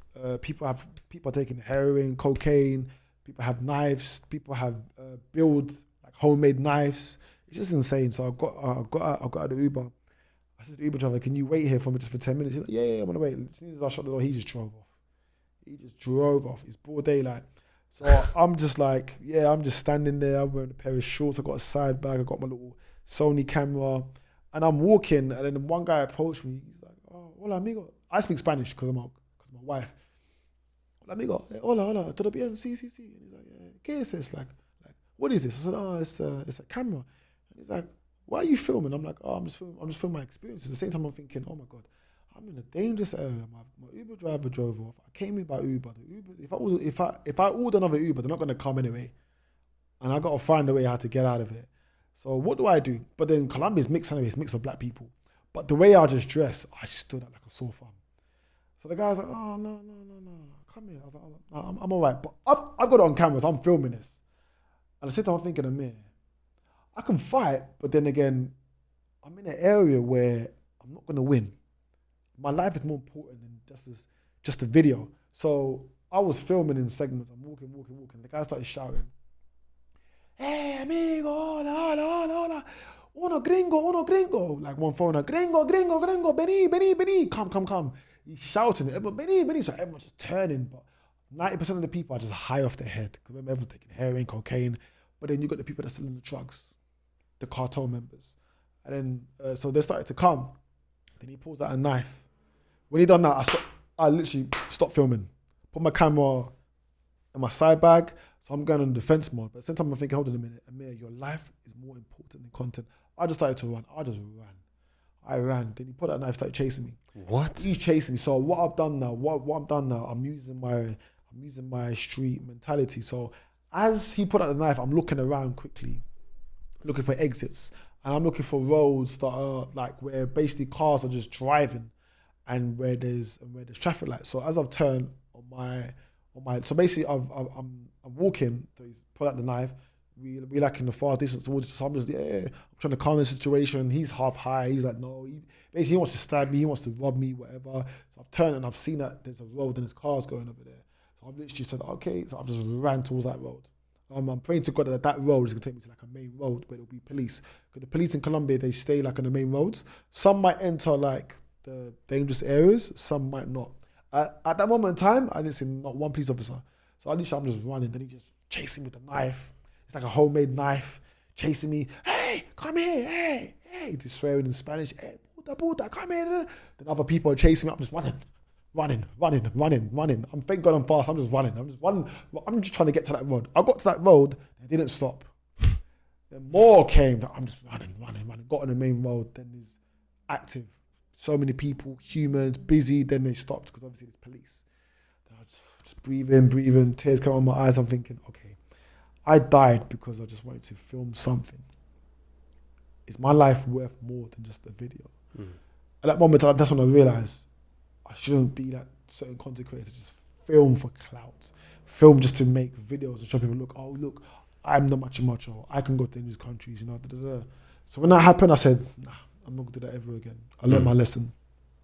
That's one of the most dangerous experiences I had in terms of in a garrison in Colombia. Bahamas, I got chased with a machete because people tried to rob me. And I was just in the wrong moment at the wrong time. Mm-hmm. So that was another near-death situation. Yeah, man, they don't end with you, man. No. That's why in the beginning I was like behind cameras. I said to you, I might be a cat, like 9 lives, because it's insane. Crazy, man. I was in Colombia late last year into this year for the first time. But I was watching like crazy YouTube videos, just black people like getting robbed, near death experiences. And so like, I was like, I was a bit of a hermit in Colombia. I'm not even kidding. Like I was just like, I had my little routine that I did every day, but definitely not going nowhere crazy. I remember one time I was in Bogota, and I was in Zona T, and I started like, I just wanted to walk around and explore, and almost like that same feeling that you got when you got at that Uber and that guy just came up to you. It was like the same thing. Like I stuck out like a sore thumb, and I just saw like all these eyeballs like looking at me, and I was just like, they mark you. Yeah, I felt it, you know, and I was just like, all right, bet. Let me get out of here. So I just went back to the area that I knew, because I was just like trying to explore, but like it was just too. I just felt it, and like I don't know what's gonna happen or whatever, and I don't speak Spanish either. So no habla español. No habla español, muy poquito. That's a red flag in Latin America, man. So I was out. I mean, and I had like an uneventful trip. Like great. I love Colombia. I had a great time, but I know that feeling that you had, man. That's crazy that you had to run and get out of there. I had to, man. And I realized that my life is more important than just a piece of video. That's why I say to people sometimes, when you go to certain countries, you have to be street smart. You need to respect the code. And if you want to be a content creator, especially a travel content creator, you need to understand some of these countries, some people don't care. Yeah. They are happy to take your life just for a phone, or just for $5, or just for what you're wearing. They don't care. So what I'm saying to people is that value your life. It's okay to make content, but at the same time, value your life. Value your life. Value what you have. Because you can blink right now and it can go, just like that. So, now I'm very cautious in the type of content that I make. And, you know, speaking of those content creators who, like, you know, go after clout, like there was, like we've been getting like I would say what I've been observing, like a lot of that, like even in Jamaica, and I see it like with people who go all over the world, and it's like, it is a lot of white people that go to black countries, and I'm just like, yo, this is such BS, like, and you see it in the comments, people calling them out on it, and I'm like, yo, this is crazy. I'm like, you're gonna position people, a country, a people in a certain way just for views, clicks, and likes. And I was just like, yo, how shallow are you of a human being, of a person? And I always think, as like us, as I consider us to be very authentic and real content creators, like we gotta flood that out and silence that with authentic, real content 100%. That people get real value out of, and then you really do inspire people. Because it's just like you said, it's like they're gonna inspire some young kid, like whoever XYZ YouTuber that's doing that, and that kid is gonna get killed. He's gonna lose his life just because he's seen something online. It's sad. The world that we live in, unfortunately, it's beautiful, but it's sad at the same time. And like what you said, a lot of people do come to Jamaica, and then they just they picture it in a negative way, because they know that will sell. Mainstream, it will sell. Mainstream media, mainstream content wise, it will sell negativity. You know, poor, gang. I don't know, drugs, whatever. But then again, most of these people, where they come from, it's the same thing. Every country has poverty. Every country has gangs. Every country has corruption. Every country has garrisons or ghettos. But just because you're going to go to a country knowing that you're going to make money, and you paint that country's picture as that, I think that's just shallow and sad. So I'll come to Jamaica. I've never been to Jamaica before. It's my first time in Jamaica, but it's my second time in the Caribbean. Like after the Bahamas, when I told you where I almost got killed. And like I said to you, I grew up in a multicultural neighborhood, and I went to school with a lot of Jamaicans. And they said to me, "I mean, come to Jamaica." I'm like, yeah, it will come at the right moment. And I thought, you know what? I'm turning 31 next week, so I thought I'm gonna go to Jamaica for my birthday, but I want to bring my wife with me and my daughter with me. My wife is Latino, and she saw Jamaica as dangerous, as a beautiful island with nice weather, you know, history, food, culture, identity. A country has identity, but she was scared to come here. And I thought, you know what? Why? Because the stuff that she saw online. And I said, no, I'm going to bring you to Jamaica. I'm going to show you the real Jamaica from what I think. But we're gonna travel. We're gonna take public transportation. We're gonna speak with the local people, and that's how we're gonna know the real Jamaica, just by meeting the people itself. So I came here with that mentality. As soon as we landed, people were like, "Hey, welcome to Jamaica!" In the airport, I said, "That's it, sold." You know, walking around, sold. And I came to Jamaica just to show people the real Jamaica. And I wanna first of all big up the Jamaican people, because you guys have been through a lot within your history, and you guys receive a lot of foreigners coming here. And they come here some people come here for good things, some people come here for bad things. And I just hope that Jamaica finally gets the recognition that it deserves. This country is very underrated. I've been here just for under 1 week. It's very underrated. People are very hospitable. Some people are not camera friendly, but you need to understand some people prefer privacy in their life, wherever you go. And it's just so many things happening. So many things happening. And I believe that Jamaica's going forward as a country. It will take time. Everything takes time in life. But I believe it's going forward. It's good. It's adventurous. Only one bad thing I have to say: it's expensive. That's the thing I can say. Jamaica is expensive. That's the only one bad thing I can say. It's pricey over here. But then again, it comes with certain elements, you know.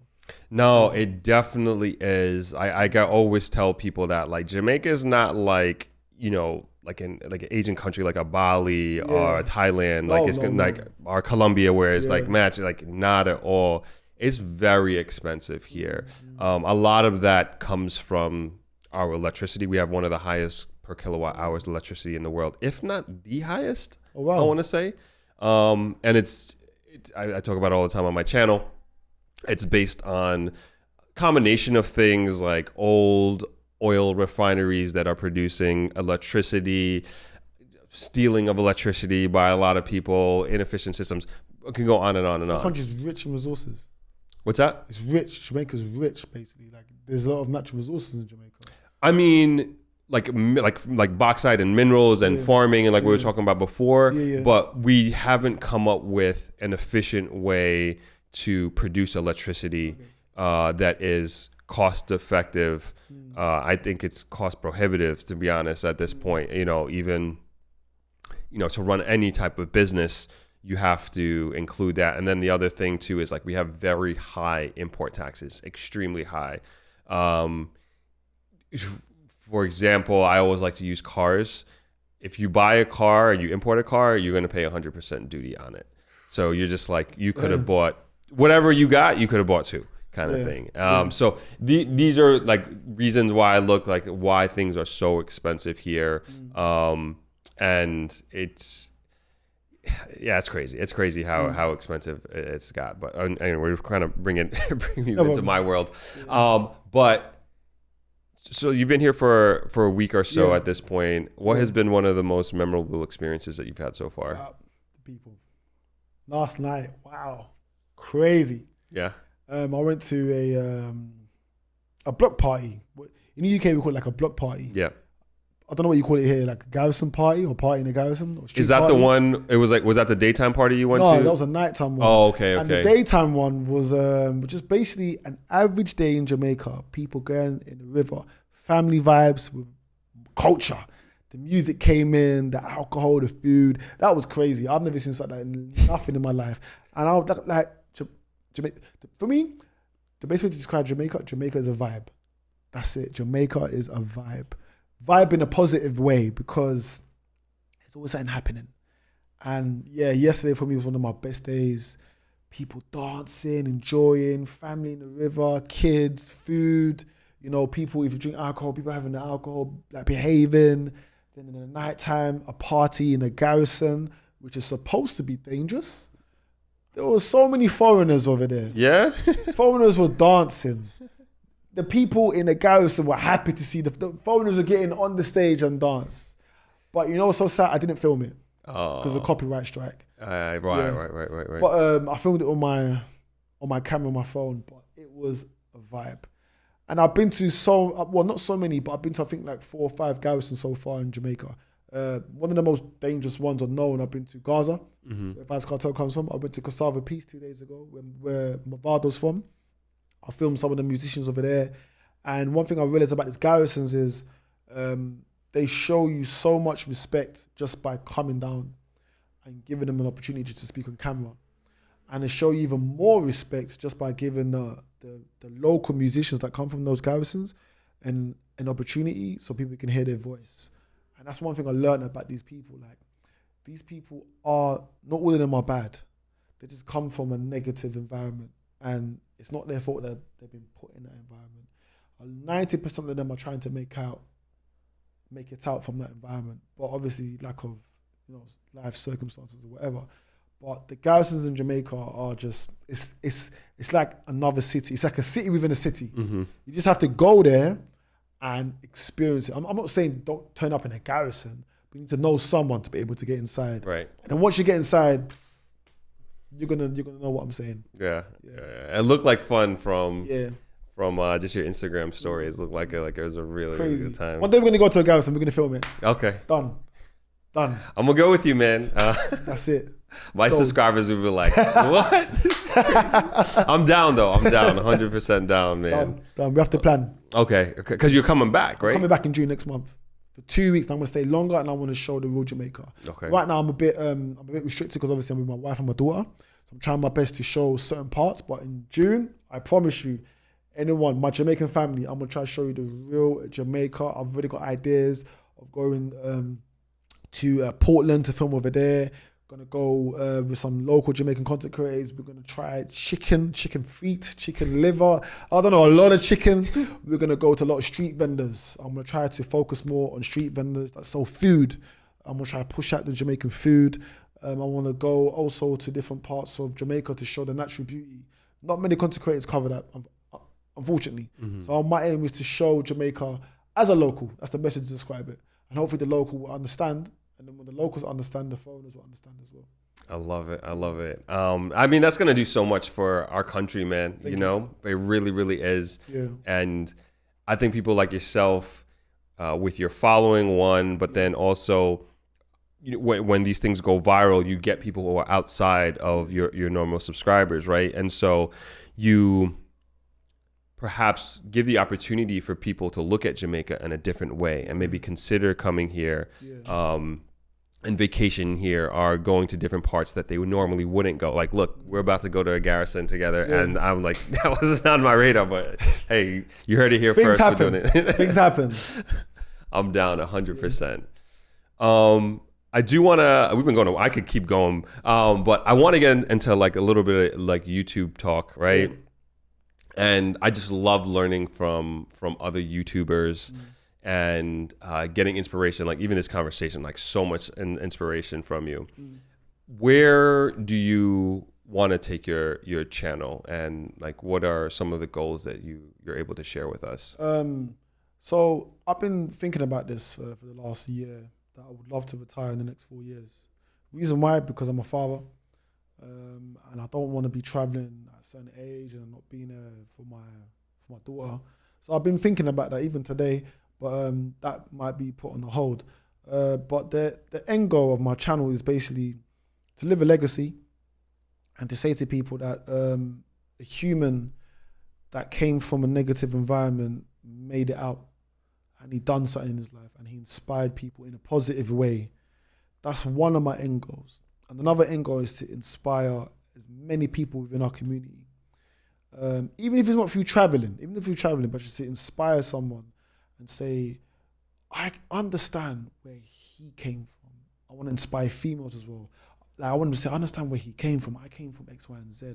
I never had a good academic level of education. I mean, like, I come from a broken family, so I understand. So maybe he done it like this. Maybe I can be a successful doctor, a musician, a young entrepreneur such as yourself. Maybe a painter, an athlete. So I want to inspire people to say, you know what, in life, life is not always going to be beautiful. We need to understand that. Stop watching too much like Hollywood films. Life is not always going to be beautiful. Life is about pain, struggle, beauty. There's different type of colors in life. But I want to inspire people and say, you know what? I came out of something. You know what I mean? Like I made something out of nothing. So that's one of my end goals. With the channel, I would love for it to touch 1 million subscribers, hopefully, by the end of this year or the beginning of next year. And I'd love to get a sponsor though with a big travel company. Even if it's going to be Netflix or something else. And just to say that, wow, a small second-hand camera that cost $400 done all of this just by using my head and just by using this camera and people being part of the journey. So I'd love to inspire people. I'd love to get a sponsor deal with a big travel company and just take it from there. But when I'm in sponsor deal, like something big to say, you know what, we're going to sponsor Blackman the Traveller and he's going to maybe make documentaries in certain countries, you know what I mean? But just to keep it still raw, still authentic, that's one of the end goals that I want to take this channel. Do you have a ideal travel company in mind that you want to work with? No, I've actually had opportunities. I've had opportunities with sponsor deals with the biggest one was Skyscanner. Right. But it was commission work, and what they were offering me didn't make sense. Unfortunately, I have to be honest. And then I had other companies that were way smaller than Skyscanner, such as you just got to mention their company like in my video for like 10 seconds, 1 minute. But I'm looking for something like Skyscanner, but like, or even if it's a hotel, even if it's an airline, something that's related to travel. Mm-hmm. My content's based on travel, so it needs to be relatable. So I'm up for any other offers, but the most important thing is that I have full rights with my equity and ownership. I don't just want to sign something just for the sake of money. I'm not doing this for money. I'm doing this to leave a legacy. That's the most important goal. In the beginning, I was doing it for money because obviously I was finding myself, and when I saw the amount of money that I was making. But now, like last year, I'm doing it to leave a legacy, and I want to inspire people and keep inspiring people. Mm. Yeah. So would you do like a show where like the production is kind of taken care of by the network, and you have full creative control, and you do your... Yeah, I want mine. And I believe in two things, these two words. I don't know if you can see it, but time and consistency. I always believe in these two words. The reason why, because I believe, use the time that God gave you. Because we don't know when we can leave this earth, unfortunately. It's sad. We don't know when we're going to leave this earth. So use the time that God gave you. Spend time with your family, your loved ones. If you want to be a doctor, if you want to be an engineer, a producer, an actress, an athlete, use the time that God gave you. We've had an amazing interview today. We can meet up tomorrow. We can have another interview, but the time's not like it's not going to be the same. Mm-hmm. So I'm saying to people is use the time that God gave you, regardless of the circumstances of your situation. You could be homeless today. In 3 or 4 months, you can have your own business, but you got to use the time, and you got to know how to use that time. The second thing is be consistent. Consistency is key in whatever you want to do in life. So I say time and consistency. That's my message to anyone that wants to be successful, anyone that wants to go somewhere in life, anyone that's lacking motivation, anyone that's lacking self-esteem. It's just be consistent in what you want to do. Use the time that God gave you, and just keep going. It's not going to be easy. Don't listen to people that say that it's going to be an easy journey. No, it's not. Life is always about suffering. Sometimes you have to suffer to be able to be strong. Sometimes you have to suffer to be able to learn and say, oh wow, I had to go through this to go to that. Sometimes you have to sometimes you have to make sacrifices, you know, in what you want to be in life, in where you want to go in life. So I say to people, it's not going to be easy. It's never going to be easy, but you have to use the time that God gave you and be consistent. And I learned that a lot just by watching, once again, Nipsey Hussle, rest in peace, by watching a lot of Nipsey Hussle interviews, by watching a lot of Denzel Washington interviews, motivation interviews. And also, I forgot his name. I can't pronounce his name, but the guy that died, the Black Panther actor. Chadwick Boseman? Yeah. I watch a lot of his interviews and how he speaks in general and how he carries himself.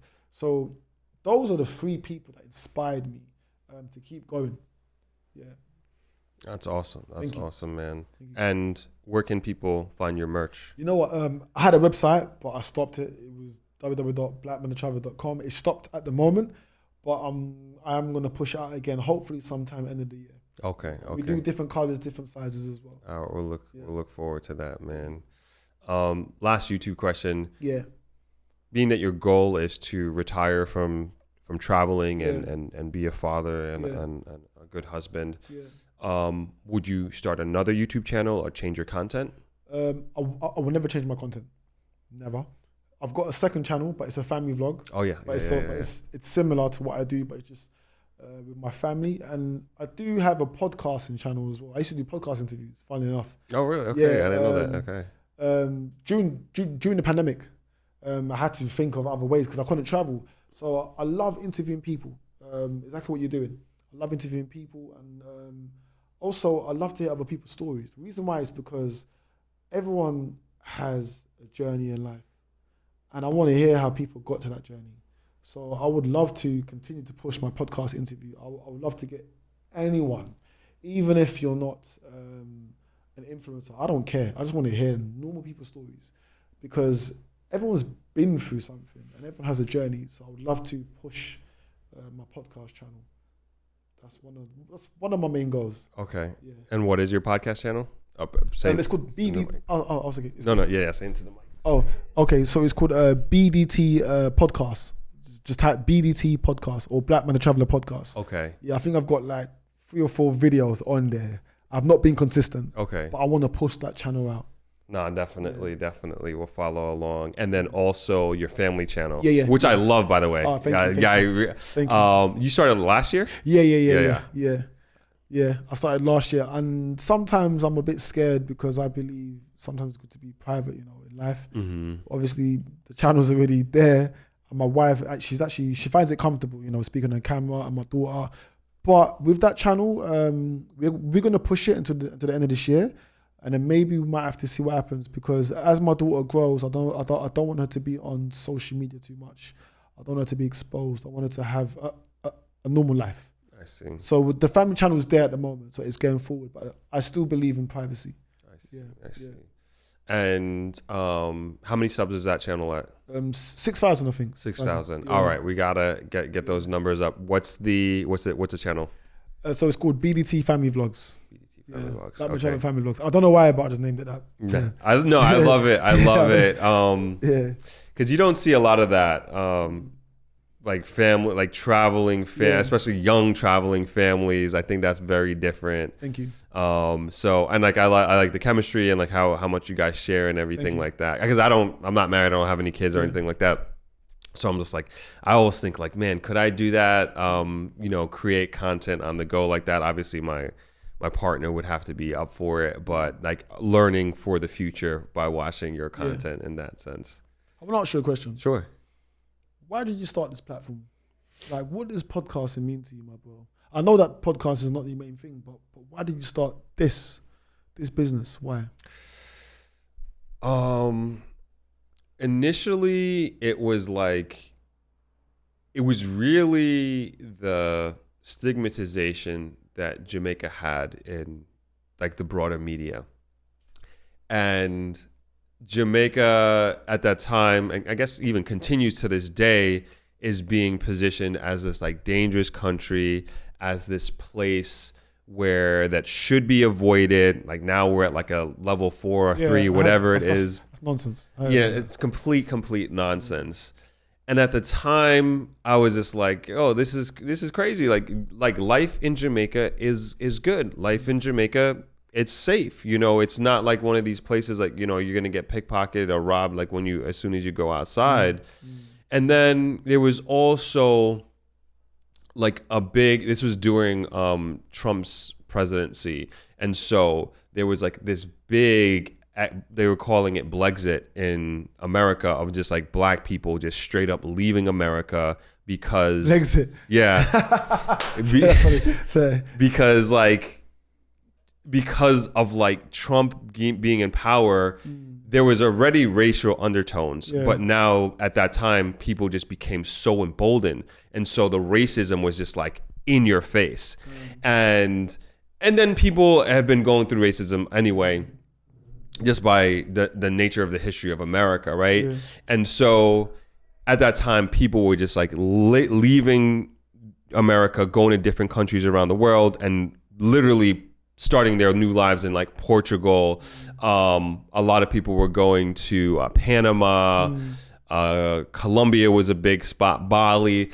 And I'm just like, why aren't people coming to Jamaica? Because we weren't, at least at that time, I was like, man, we're not even on the map. But then I started to find a few people who were moving here and loved Jamaica and would much rather be here. So the first person I interviewed was my friend's girlfriend at the time, and she moved from Philly to Jamaica, and that was my first podcast, and it was just like 80,000 views, like right off the top, like that same number you said actually. And I'm like, yo, this is crazy. And what I saw, it was that like people are looking to get out of America. People are looking to escape. They don't know how, and they don't know, or maybe they don't understand what their options are. And so I figured, look, there are many examples that I know of within my own personal circle of people who had left not just America, but like all over the world, who have either moved back to Jamaica or left their home country and now call Jamaica their home. And so I started interviewing those people and telling their story, because that essentially is my story. Like, I left New York, moved to Jamaica to join my family business. And that's how I kind of started my content, is like kind of sharing that and saying like, hey, if I can do it, you can do it. But I realize is like, not everybody is going to relate to a 30-something-year-old Black American who moved to Negril. But they may be able to relate to a retired nurse from the UK who moved to Jamaica. And they may be able to relate to a single solo female traveler who's practicing yoga as a living in Jamaica now, that has no Jamaican blood affiliation, right? And so I just, like you said, I just started interviewing just like Joe Schmo people, because to me that's what people can relate to more than any celebrity or politician or anybody with like a big name or a big following. It's just like, if Cindy from Ohio with a high school diploma can figure out moving to Jamaica, starting a business, finding love, yada yada yada. Hey, I'm Cindy. I see myself in Cindy. If Cindy can do it, I can do it, right? And so it was more so just telling the story, or using my platform. I was not even telling the story, but using my platform to allow others to tell their story about their relationship with Jamaica and how it came to be. And then after interviewing all these people, what I realized is like, okay, you've given me examples that I can see myself in. Now I want to do it. How do I do it? And people needed to find a place to live. They needed a house, right? And they needed a car. They needed a loan. So what I started doing was interviewing professional people about. So I started bringing on realtors to talk about housing. I've seen quite a lot. Yeah, and talking about buying house, renting. I started to bring on people. At the time, Jamaican stock market was doing phenomenal. It was the top performing stock market exchange in the entire world at one point. And so people were interested in investing in Jamaican publicly traded companies. So I brought on a professional broker onto the podcast. And then after I started bringing on like multiple professional people, I was like, with my community, they were like, let's do this meetup. And we essentially took the online community that we had and we turned it into an investment conference that I host every year.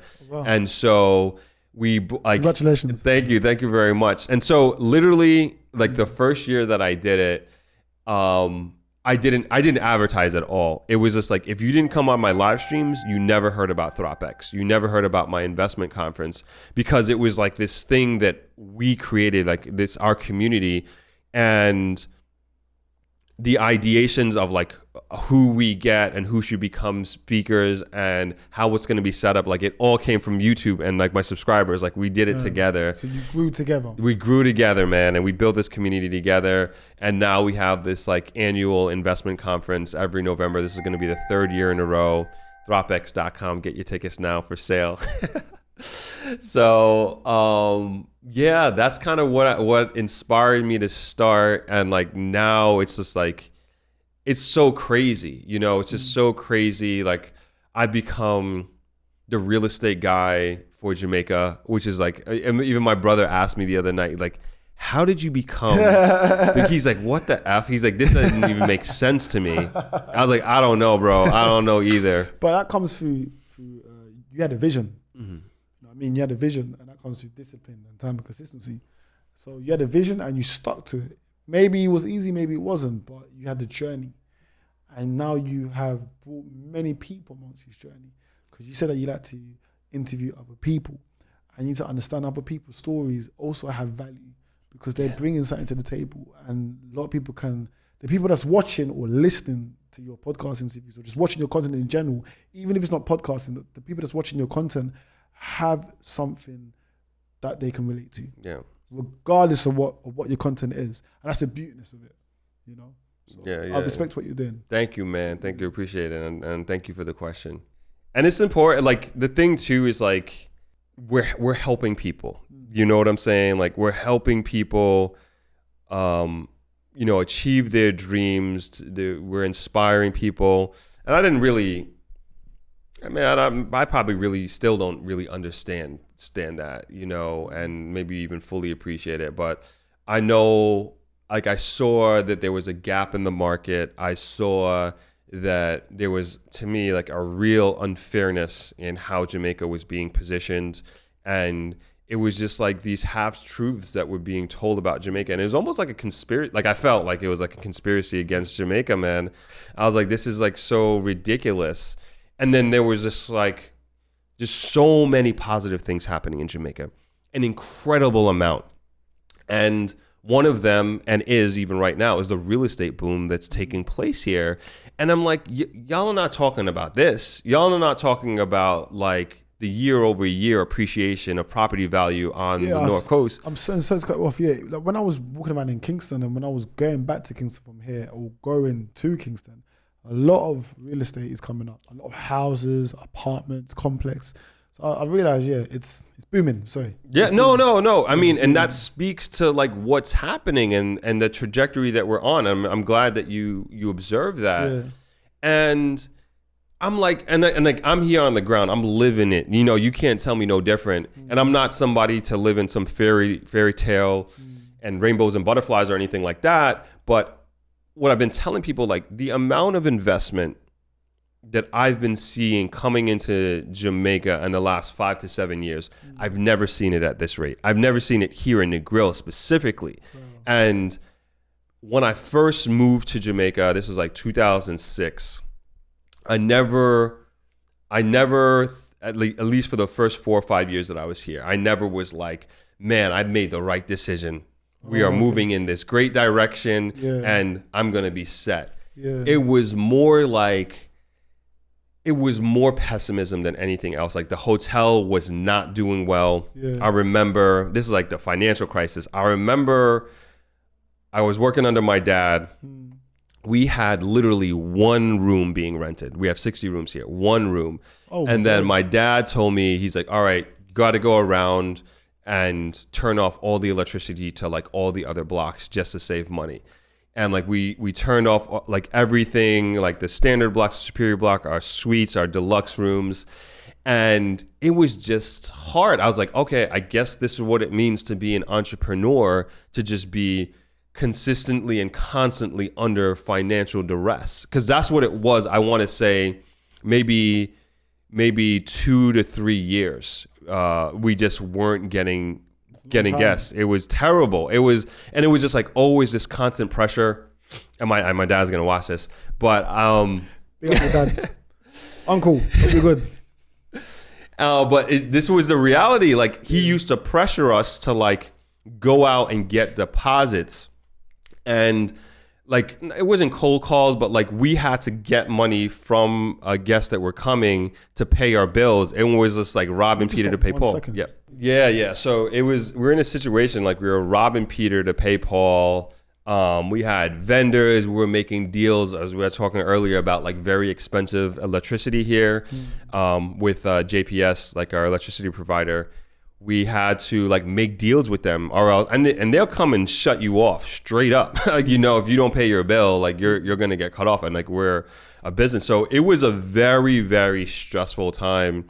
And this was also like my personal experience of my business. But then when you looked at tourism back then, and you looked at like the country and what was happening, I was just like, I wasn't like Jamaica doesn't have a future, but like I didn't see a path to vibrance, to just Jamaica becoming this first world country, so to speak. And then also like Negril, like, and I at the time, like I had never traveled like crazy amount, but I've been to a few places at that time.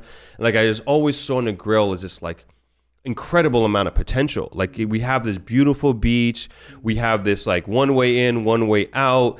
And I'm like, why can't we reach our potential? Like, why can't we be, on the radar of like a Tulum or Miami in the sense of getting volumes of people, not their structure and even the vibe that they have in Miami, that not really my thing. But why aren't we being taken seriously as like this high level, high vibrancy tourism location or even investment location?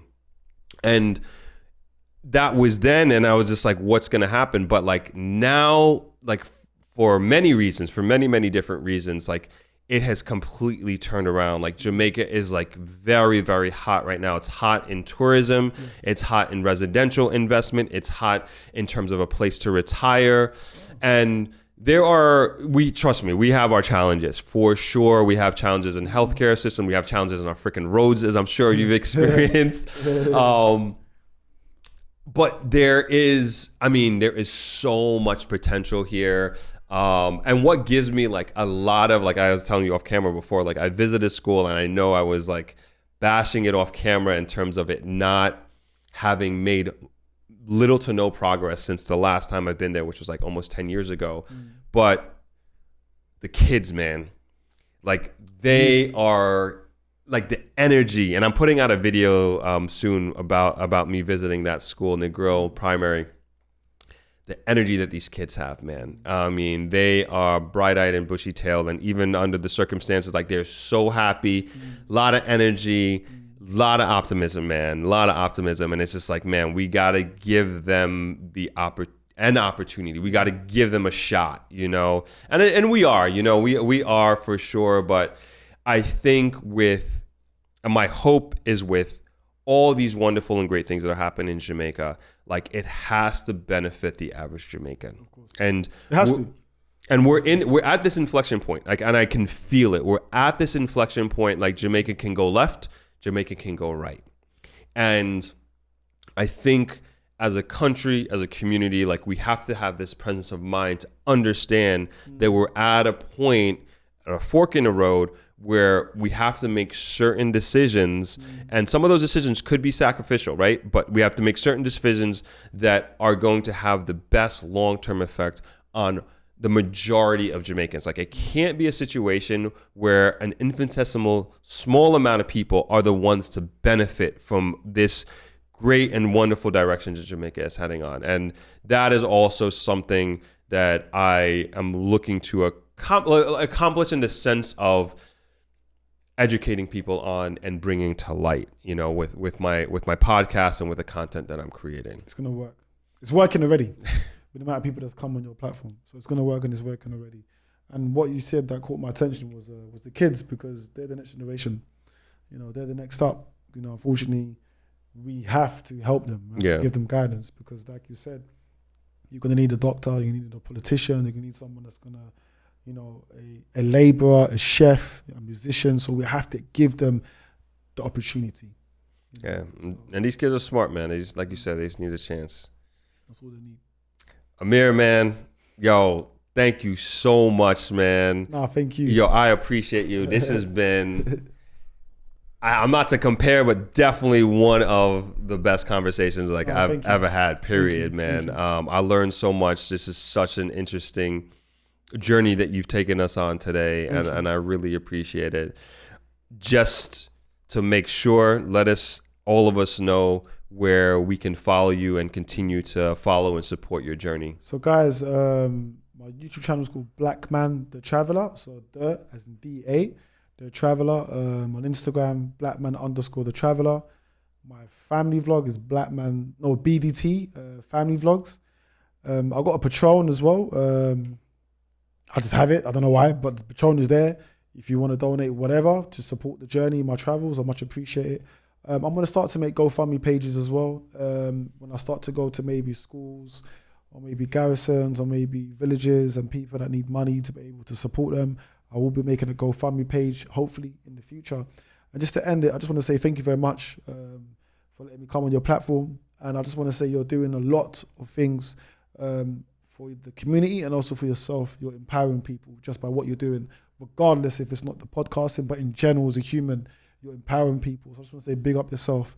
Second thing, the third thing and the last thing I want to say is I want to say thank you to Jamaica for giving me the opportunity to come here and just to give me a crazy experience since I've been here for the 1 week, and I'm going to stay here for another week, and I'm going to come back in June. And I just want to say to people of Jamaica is you got a very beautiful country and you need to embrace what you have, and you are very rich in culture and you need to also embrace that. You need to embrace it and you need to show people what Jamaica is and what does Jamaica mean to you. Comment in the video and describe what Jamaica means to you as a Jamaican. What is it like to be in Jamaica?